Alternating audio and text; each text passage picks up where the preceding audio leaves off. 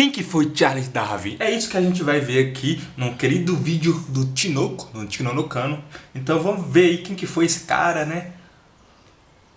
E é isso. Seja um membro do canal e ganhe benefícios.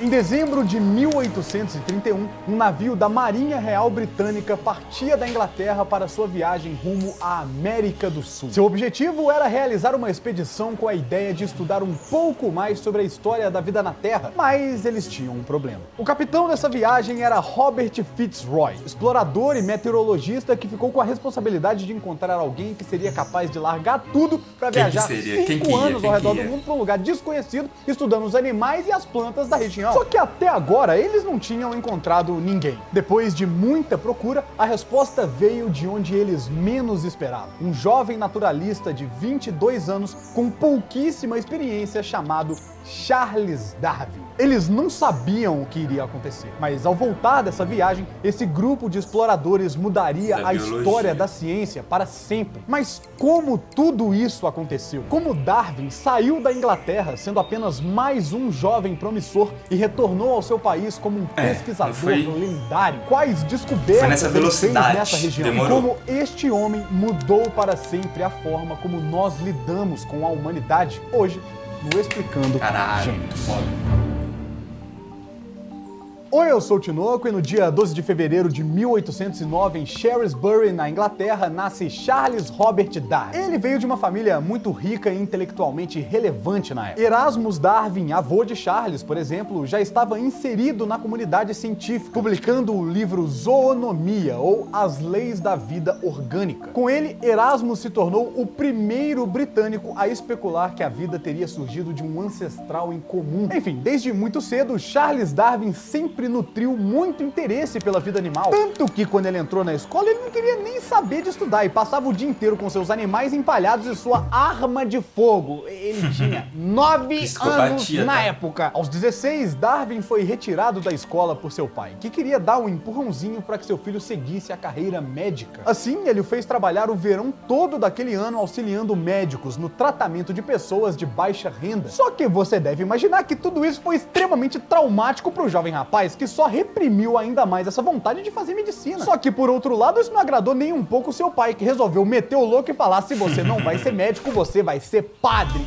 Assim, Darwin entra para a Universidade de Cambridge, estudando teologia, mas lá ele conhece um homem que mudaria sua vida para sempre: John Henslow. Este era um renomado professor de botânica, que colocou na cabeça do jovem Charles Darwin a ideia de seguir na carreira de naturalista. Ele nem sabia ao certo o que isso significava, mas só de ter natura na palavra ele já gostou. E foi assim que Darwin começou a estudar de brincadeira sobre a botânica, geologia e a zoologia. E uma coisa que é impressionante de se perceber é a quantidade de cursos que esse cara fez na carreira. É por isso que eu digo que ele teve um azar enorme em não nascer em uma época que tinha a Alura disponível para ele poder estudar programação, tecnologia, se inscreve no canal, quer dizer, aproveita e me segue nas outras mídias sociais, que eu trago conteúdo de biologia lá. Eu sou estudante de ciências biológicas, tô na metade do curso. E lá eu trago vídeos curtos, aqui eu trago vídeos longos, não só reacts. Então se inscreve aí e me siga. Todas as minhas mídias sociais levam o nome de Paulo Thanatos. Então vai lá e desfrute do conhecimento biológico. Isso faz da Alura o local ideal, tanto para você que busca desenvolver uma área que você já atua, quanto para você que quer começar do zero em um determinado assunto. Tem curso para todo mundo. Se eu tivesse uma graninha eu ia, mas não tem. Então se você está pensando em subir de nível ou mudar de carreira por completo, a Alura é a melhor opção para você. Então não perde tempo e clica no primeiro link aqui na descrição para ganhar um desconto de 15% na hora de se matricular. Enfim, pouco tempo se passou e em 1831 Darwin se formou. Assim, ele decide fazer uma viagem a Tenerife, a maior das Ilhas Canárias espanholas, para estudar história natural. O que ele não sabia é que ao voltar dessa viagem, ele receberia uma notícia que iria mudar a sua vida para sempre. Chegando em casa, Darwin viu que havia uma carta na sua caixa de correio. Ela havia sido escrita pelo seu amigo e professor John Henslow, que dizia sobre uma expedição para mapear a costa da América do Sul e das Ilhas dos Mares do Sul. Nela dizia que o capitão Robert Fitzroy estava buscando um naturalista para acompanhá-lo a bordo do HMS Beagle, que ficaria na função apenas de estudar, catalogar e pesquisar tudo. Então Darwin pensou, eu vou sair de casa para viajar para o outro lado do mundo, em uma região pouco habitada, com pessoas completamente desconhecidas, para ver e estudar animais potencialmente perigosos. É lógico que eu animo. E foi assim que no final de dezembro de 31, Charles Darwin decidiu partir em sua viagem de 5 anos a bordo do Beagle. Uma coisa que é importante a gente deixar claro é que quando toda essa aventura começou, ninguém tinha a menor ideia do que iria encontrar. Era um mundo completamente novo e desconhecido sendo explorado. Na época, por exemplo, a grande maioria das pessoas acreditavam que os animais tinham espécies fixas, ou seja, que Deus havia colocado eles no mundo da forma que eles são e não havia qualquer tipo de mutação, evolução ou desenvolvimento. Pena que esse pensamento estava prestes a mudar. A primeira parada de Darwin foi em Cabo Verde, na ilha de Santiago, onde ficou por 20 dias estudando a geologia do local. E assim, lá ele começou a perceber uma coisinha estranha. Ao coletar algumas espécies de plantas, insetos e animais marinhos, Darwin começou a perceber a semelhança desses animais com animais de outras partes do mundo, mesmo que a ilha onde ele estava fosse completamente isolada. E ainda mais, ele notou que alguns animais meio que estavam ajustados ao clima e à geologia da ilha. Mas como que isso seria possível? Talvez esses animais tivessem um ancestral em comum. Não, é impossível. Pouco tempo depois, em fevereiro de 32, Darwin finalmente chegou ao Brasil, atracando na cidade de Salvador, na Bahia, depois seguindo para o Rio de Janeiro. Aqui, Darwin teve seu primeiro contato com uma floresta tropical e ficou absolutamente encantado com a biodiversidade do nosso país. Imagina o cara tá acostumado com chuva e tristeza na Inglaterra chegando no Brasil. Isso foi tão impactante para ele que Darwin anotou em seu diário que o dia transcorreu deliciosamente. Mas esse talvez seja um termo pobre para expressar as emoções que um naturalista que pela primeira vez aventurou-se sozinho em uma floresta brasileira. A elegância da relva, a beleza das flores, o verde brilhante das folhagens e, acima de tudo, a exuberância do ambiente me encheram de admiração. Aqui, a ideia que ele teve lá em Cabo Verde começou a fazer cada vez mais sentido na sua cabeça. Ele notou como a biodiversidade tropical contrastava fortemente com os ecossistemas da Europa, o que só ajudou a moldar ainda mais a sua concepção de que os animais se adaptaram à região em que viviam. Mesmo com essa admiração, uma coisa que Darwin ficou horrorizado foi com a escravidão, e chegou a presenciar situações complicadas durante a sua estadia. Na Inglaterra, os movimentos abolicionistas já estavam crescendo deliberadamente, e dentro de um ano seria abolida, diferentemente do Brasil, que foi o último país das Américas a acabar com a escravidão. Pouco tempo depois, Darwin vai para o Uruguai e para a Patagônia, onde as coisas começam a ficar divertidas. Lá, ele encontrou fósseis de um grande Toxodon, que é tipo um rinoceronte, do chamado Megatherium, que é tipo uma preguiça gigante. O cara encontrou esse animal só em 1800, sendo que a preguiça existe desde que eles inventaram a rede.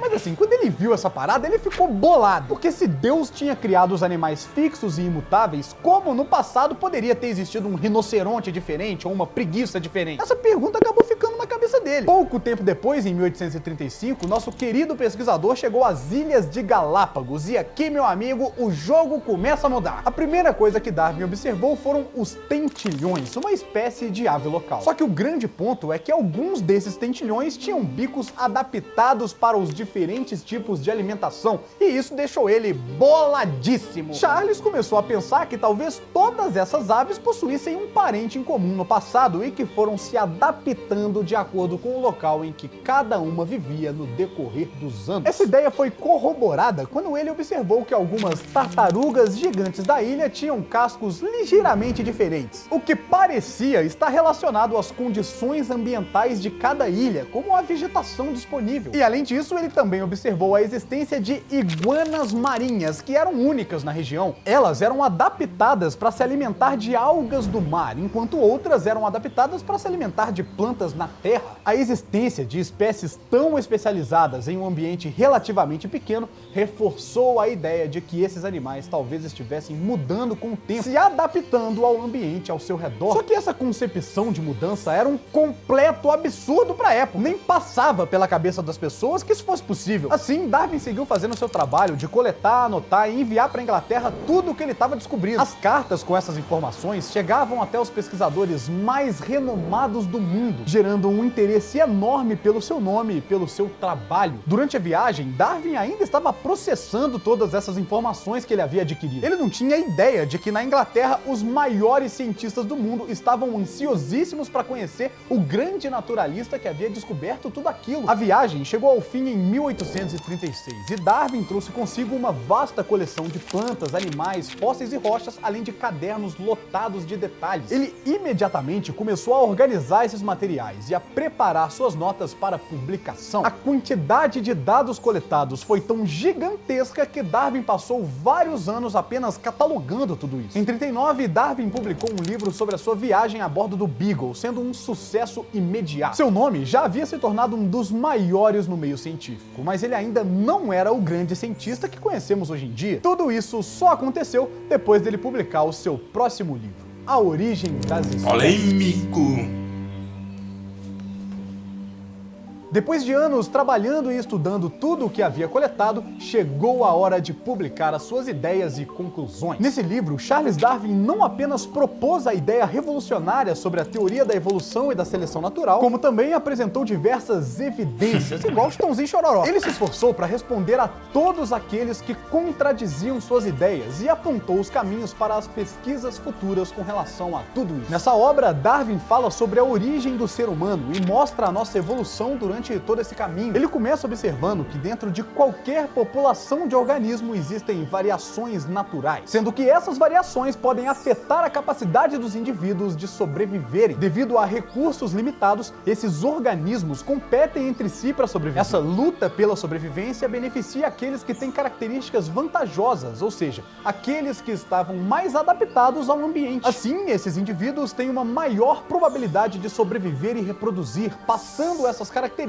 às próximas gerações. Por exemplo, a iguana que conseguia nadar em Galápagos sobreviveu e passou seus genes para seus descendentes. Com o tempo, essas pequenas variações acumuladas através de gerações podem levar ao surgimento de novas espécies, à medida que as populações se adaptam cada vez mais a seus ambientes específicos. Isso é o que Darwin chamou de descendência com modificação. Além disso, nesse livro, Darwin argumenta que todas as espécies vivas têm um ancestral em comum. Da mesma forma que essa iguana vai passar suas características para a futura geração, no passado, uma única iguana passou seus genes que, com o tempo, gerou todas as iguanas que conhecemos. Ele usa dos diversos fósseis encontrados para mostrar isso, identificando que essas espécies vão evoluindo e mudando com o tempo. Só que assim, você deve imaginar que tudo isso foi extremamente afrontoso para a sociedade da época. Nós estamos falando do século XIX, uma sociedade praticamente moldada pelos ideais tradicionais e religiosos. Inclusive, esse pensamento estava impregnado dentro da própria ciência. Muitos cientistas acabaram concordando com a visão de Darwin, já que ele respondia diversas perguntas e esclarecia muitos enigmas da época. Já outros nem cogitavam a ideia de que a religião pudesse estar errada, principalmente quando Darwin revelou que não acreditava nem na Bíblia nem em Deus. Ele foi muito criticado por cristãos ortodoxos que o pintavam como herege. Isso só piorou com a publicação dos livros A Descendência do Homem e Seleção em Relação ao Sexo em 1871 e A Expressão das Emoções em Homens e Animais no ano seguinte, nos quais ele explora ainda mais a origem e a evolução da espécie humana na Terra. Darwin não chegou a ganhar grandes prêmios por sua atuação na ciência, mas após a publicação de A Origem das Espécies em 1859, o cientista passa a ser conhecido mundialmente. Ao longo do tempo, no entanto, houveram maiores pesquisas e as evidências a favor da evolução se acumularam, transformando Charles Darwin em uma figura central na biologia e na ciência no geral. No dia 19 de abril de 1882, Charles faleceu em Downey, na Inglaterra, com 73 anos de idade, vítima de uma insuficiência cardíaca. Especula-se que ele sofria de doença de Chagas, contraída em uma de suas viagens, porém,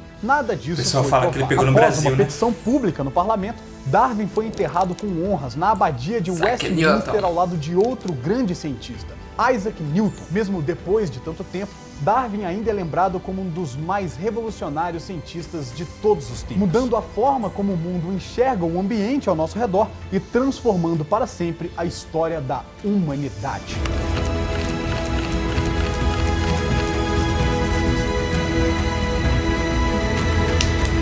Que vídeo foda, hein, cara? Que vídeo foda. Bem produzido. Ele fala muito bem, né? Ele fala muito bem. É, tem muita gente trabalhando, né? Freud. Caramba, muita gente. Bom, esse foi o vídeo, eu espero que você tenha gostado. Produzir esse tipo de conteúdo dá um trabalho enorme. E se você tem interesse em ajudar a gente a continuar produzindo, você pode nos apoiar se tornando um membro aqui do canal. Com menos de R$2 por mês, você pode ganhar diversos benefícios. Mas deixa seu like, se inscreve no canal aqui embaixo e ative o sininho. Claro, já me inscrevi, ativei o sininho. Aqui na descrição você também pode conhecer os nossos moletons e o nosso podcast de filosofia, o Assim Falou Tinoco. E se você tem interesse em garantir a origem das espécies de Charles Darwin, você também pode clicar aqui na descrição que tem um link da Amazon especial para você poder comprar. Se você curtiu esse conteúdo, eu tenho certeza que você também vai curtir esse vídeo aqui sobre uma obra perdida de Leonardo da Vinci. E é isso, muito obrigado pelo seu acesso e até o próximo vídeo. Valeu, falou, um grande abraço. É isso, né? Evolução é uma parada que é muito complexa, tá? Não é algo simples de entender. Gera muitas dúvidas. Então, não é algo tipo, foi isso, é isso, calma. É um processo contínuo. Entender evolução não é simples, eu ainda não tive matéria de evolução, né? Embora todas as matérias elas falem de evolução, mas eu não tive a matéria específica ainda, eu vou ter no futuro. Mas eu não vou aprender evolução apenas com a matéria, eu preciso me adentrar cada vez mais. Tanto é que o Pirula fala, né, que eu achava que sabia evolução, só depois que eu aprendi, depois de muito tempo. Então se o Pirula, que é um dos maiores biólogos aí, talvez na minha concepção, em internet, em mídias sociais é o maior disparado, não importa que o número de seguidores, não importa, importa na minha concepção a forma com que ele expressa o conteúdo dele. E ele é o maior aqui no YouTube, no Instagram também, não sei se ele produz lá. Então se esse cara falou que não sabe evolução, que não sabia, e só depois que começou a passar, então significa que é algo complexo. E é isso, eu amo biologia, amei esse vídeo, o Darwin tem alguns problemas, sem dúvida, na história dele. Ninguém é perfeito, não dá pra também descartar as coisas boas que ele fez perante as coisas ruins que estavam atreladas a ele. Mas é isso, eu amei esse vídeo, se inscreva aí no canal, deixe seu like, deixe seu comentário, dê uma sugestão de vídeo que eu vou tentar trazer o mais rápido possível. Eu conto totalmente com seu apoio, até a próxima, tchau, tchau.